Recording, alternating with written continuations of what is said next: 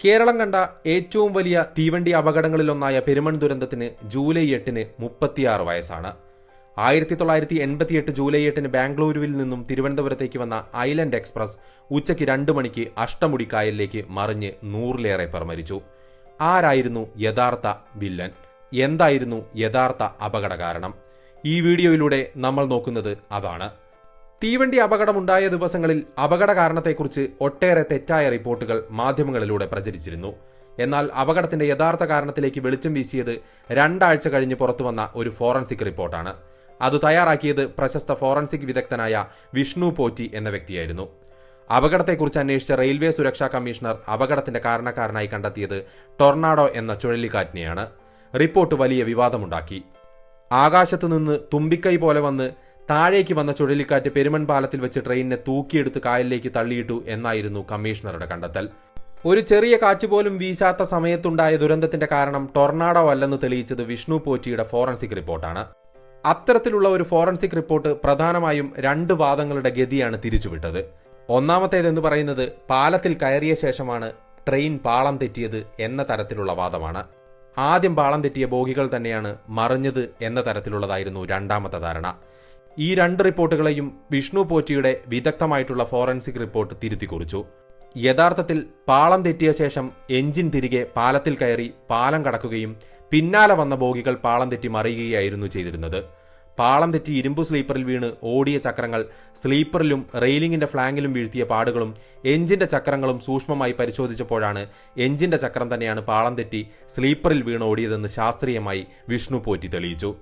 ഒരു തവണ പാളം തെറ്റിയതിനു ശേഷവും തിരികെ പാളത്തിൽ കയറിയ എഞ്ചിൻ 300 അടിയോളം മുന്നോട്ട് പോയി. ഇതോടെ എഞ്ചിൻ പാളം തെറ്റിയ ശേഷം ഡ്രൈവർ പാലത്തിൽ വെച്ച് എമർജൻസി ബ്രേക്ക് ഉപയോഗിച്ചതാണ് ബോഗികൾ മറിയാൻ കാരണമെന്ന നിഗമനത്തിലുമെത്തി. എഞ്ചിൻ പാളം തെറ്റിയതായി മനസ്സിലാക്കിയതിനെ തുടർന്ന് ബ്രേക്ക് ഉപയോഗിച്ചെന്ന് ഡ്രൈവർ പിന്നീട് മൊഴി നൽകിയത് ഫോറൻസിക് റിപ്പോർട്ട് ശരിവെച്ചു. എന്നിട്ടും റെയിൽവേ ഏറെക്കാലം തന്നെയും പോറ്റിയുടെ ഫോറൻസിക് റിപ്പോർട്ട് അംഗീകരിക്കാതെ തീർത്തും അവിശ്വസനീയമായ ടൊർണാഡോ കഥയുമായി നടന്നു. ഒടുവിൽ റെയിൽവേക്കും ടൊർണാഡോ കഥ ഉപേക്ഷിക്കേണ്ടി വന്നു എന്നുള്ളതാണ് സത്യം. കാര്യങ്ങൾ എങ്ങനെയൊക്കെയാണെങ്കിലും ഫോറൻസിക് റിപ്പോർട്ടിനെ ഒരിക്കലും റെയിൽവേ അംഗീകരിച്ചില്ല. 2013 ദുരന്ത കാരണം വിശദമായി അന്വേഷിക്കണം എന്നാവശ്യപ്പെട്ട് തേവള്ളി സ്വദേശിയായ ഒരു അഭിഭാഷകൻ കോടതിയെ സമീപിച്ചിരുന്നു. കോടതി അന്വേഷണത്തിന് ഉത്തരവിട്ടെങ്കിലും ആ അന്വേഷണവും എങ്ങുമെത്തിയില്ല. അപകട കാരണം കണ്ടെത്താൻ കഴിയുന്നില്ലെന്ന് കാണിച്ച് പോലീസും 2019 അന്വേഷണം അവസാനിപ്പിച്ചു. അന്ന് പെരുമൺ നൽകിയത് ഒരു ദുരന്ത വാർത്ത മാത്രമായിരുന്നില്ല. പകരം മനുഷ്യത്വം മരവിക്കുന്ന മറ്റൊരു വാർത്ത കൂടി കേരളം കേട്ടു. അപകടത്തിൽപ്പെട്ട മരണപ്പെട്ടവരുടെ ശവശരീരത്തിൽ നിന്ന് മനുഷ്യർ ധനം കവർന്ന് അറപ്പുമാറിയ രാത്രിയായിരുന്നു അത്. രാത്രിയുടെ മറവിൽ ഓരോ മൃതദേഹത്തിൽ നിന്നും പണവും ആഭരണങ്ങളും മോഷ്ടിക്കപ്പെട്ടു. ജീവന് വേണ്ടി യാചിച്ചവരുടെ ഇടയിലൂടെ നന്മയുടെ നീരുറവ പറ്റിയ ഒരു കൂട്ടർ കൊള്ള നടത്തി. ഇതുകൂടാതെ അപകടം കാണാൻ കൊല്ലത്തേക്കെത്തിയ ജനങ്ങൾ രക്ഷാപ്രവർത്തനങ്ങൾക്ക് തടസ്സങ്ങളുണ്ടാക്കി. ദുരന്തം ആസ്വദിക്കാൻ വേണ്ടി മാത്രം ദൂരദിക്കിൽ നിന്നും കൊല്ലത്ത് തമ്പടിച്ചവർ പെരുമണ്ണിൽ തടിച്ചുകൂടി. പിന്നീട് ശവത്തിന്റെ ദുർഗന്ധം പരന്നു തുടങ്ങിയപ്പോൾ പതുക്കെ കാഴ്ചക്കാർ പിൻവാങ്ങി തുടങ്ങി. ദിനങ്ങൾ 5 കഴിഞ്ഞിട്ടും അപകടത്തിൽപ്പെട്ട ബോഗികൾ ഉയർത്തുന്നതിനുള്ള റെയിൽവേയുടെ ശ്രമങ്ങൾ വേണ്ട പോലെ വിജയം കണ്ടില്ല. ദുരന്തം നടന്ന് 5 ദിവസങ്ങൾക്ക് ശേഷം മാത്രമാണ് പൂർണ്ണമായും മൃതദേഹങ്ങൾ അഷ്ടമുടി കായലിൽ നിന്നും എടുക്കാൻ വേണ്ടിയിട്ട് അധികൃതർക്ക് സാധിച്ചത്. അത്രയും മെല്ലെയായിരുന്നു രക്ഷാപ്രവർത്തനങ്ങൾ നടന്നിരുന്നത് എന്നത് വ്യക്തമാണ്. വിവിധ തലങ്ങളിലുള്ള അന്വേഷണങ്ങളൊക്കെ തന്നെയും നടന്നിരുന്നെങ്കിലും എന്തുകൊണ്ടാണ് ഇത്തരത്തിലൊരു അപകടമുണ്ടായത് എന്നതിനെ സംബന്ധിച്ച് ഔദ്യോഗികമായി ഒരു അന്വേഷണ റിപ്പോർട്ടോ അത് അംഗീകരിക്കാൻ സമീപവാസികളോ തയ്യാറല്ല. എഞ്ചിൻ പെരുമൺ പാലം പിന്നിട്ട് നിമിഷങ്ങൾക്കകം തന്നെ 14 ബോഗികൾ അഷ്ടമുടിക്കായലിലേക്ക് പതിക്കുകയായിരുന്നു.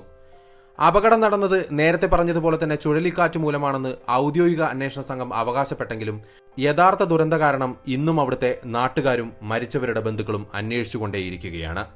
റെയിൽവേ ഉദ്യോഗസ്ഥരുടെ അനാസ്ഥയാണ് അപകട കാരണമെന്ന് ബാംഗ്ലൂരിലെ സേഫ്റ്റി കമ്മീഷണറായിരുന്ന സൂര്യനാരായണൻ ആദ്യം സൂചിപ്പിച്ചിരുന്നു.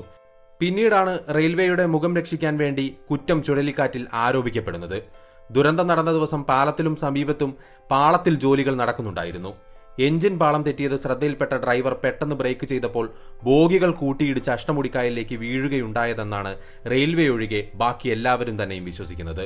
തീവണ്ടി അമിത വേഗത്തിലാണ് വന്നുവെന്നതും പരിചയമില്ലാത്ത ആരോ ആണ് തീവണ്ടി ഓടിച്ചിരുന്നതെന്നും അയാൾ അവിദഗ്ധമായി ട്രെയിനിന്റെ ബ്രേക്ക് ഉപയോഗിച്ചതാണ് അപകട കാരണമെന്നും മറ്റുമുള്ള ചർച്ചകളും നടന്നിരുന്നു.